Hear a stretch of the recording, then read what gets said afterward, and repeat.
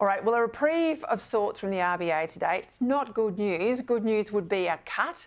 This is a reprieve. It's a break. It's a breathing space for those with a mortgage. Rates on hold, this is the cash rate at least, at 4.35%. But plenty of concern remains. A rise is still on the table, says the central bank, if inflation remains above the 3% target. For more, I'm joined now by our finance guru, Business Editor Ross Greenwood. Well, another big day. I mean, every day at the moment is a big day for you, Ross. I tell you what, thank you for sticking around. So after the events of the US in the last couple of days, this whole position, I think, was expected. But the real interest has been in the remarks from the governor, comments made after this decision that she was only looking at a hold or an increase. So she's still very concerned about inflation. Now, back in the early months of the year, we were talking about cuts coming. I don't think we're going to see any cuts for a while, are we?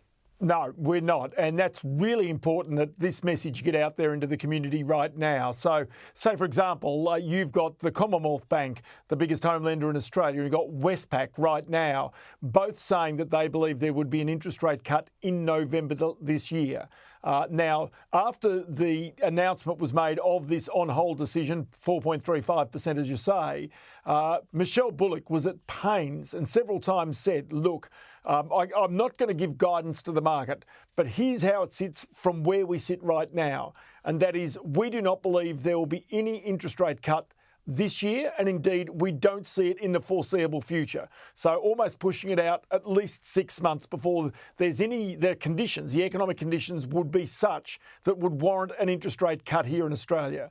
There's also the other aspect that she said is that in deciding as to which way interest rates should move today, as you point out, it was only two factors that were considered, and it was a vigorous debate about this. One was to keep the rates on hold as they did, and the other was to raise the interest rates. And so really the whole notion of an interest rate cut was completely off the table, as it has been in the previous few months. Now, the Reserve Bank also changed its forecasts for where it believes the economy and potentially interest rates will go into the future.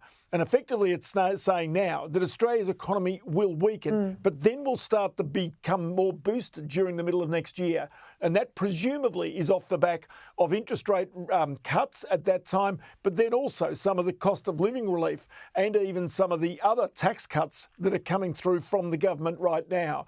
But the reality is that, it really is a situation where, given the volatility in the markets, the Reserve Bank didn't have any choice but to sit on its hands today, because the grave fear is that if there had been some sort of global recession triggered by these market falls and the US was in some sort of difficulty in terms of its own economy, that there's almost an inevitability in the future that central banks would have to start cutting interest rates, and the Reserve Bank could not be held out alone if that was the situation. It would have to follow suit as well.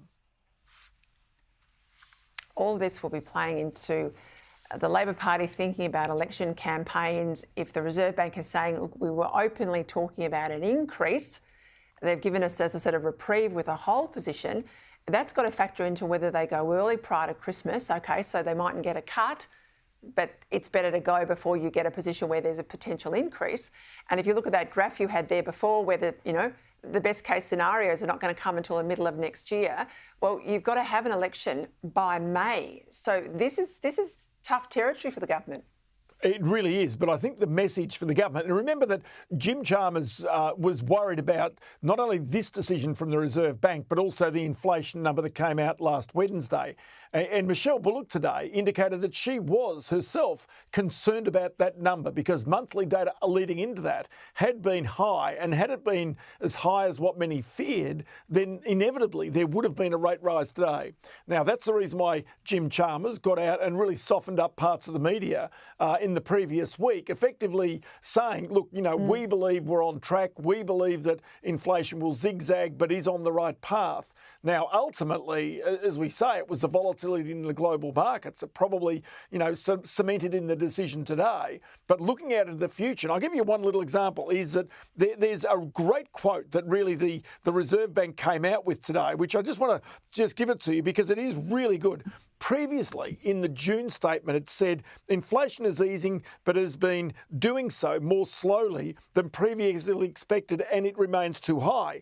This time around, the statement changed, and it simply says inflation in underlying terms remains too high. So in other words, it toughened up its language around inflation.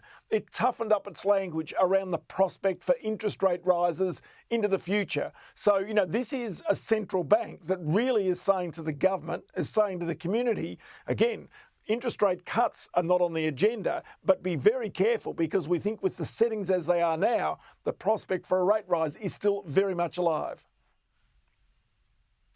All right, yesterday we had $100 billion wiped off the ASX. That was pretty much mirrored around the world, particularly the US and Japan, obviously, but the epicenter is the US. All this talk about a recession or fear of a recession, which can often be just as bad for markets. Give us your take on where things are headed.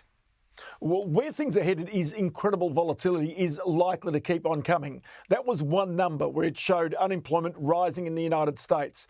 And the fear is, same as here. Lots of people now feeling comfortable. They've got jobs. At the edges, people really don't like the fact that interest rates have stayed as high as they have. They don't like the fact that their prices have stayed as high as they have. But while they've got jobs, they can and will manage in the main. But the reality is that if interest rates keep rising, or indeed if people start losing jobs, that is a fundamental problem. The Reserve Bank sort of highlighted that. Now, this is a reason why markets really fell apart in the United States, and that was picked up all over the world, including in Asia in particular. But today, things calmed down, mainly because the US markets were much calmer than anticipated. So overnight, they were stronger. Tonight, they're going to be stronger again. And the fact is that even though the US markets and NASDAQ and the Dow Jones all fell around about 3%, the futures markets pointing forward were better. That brought a sense of calm over our market today, which was marginally stronger. It brought a sense of calm over the Asian markets, which rebounded from falls yesterday. And so, as I say, you might think this is a flash in the pan, but it really serves as a reminder of the fragility of economic markets right now. Very comprehensive. Thank you, Ross, as always.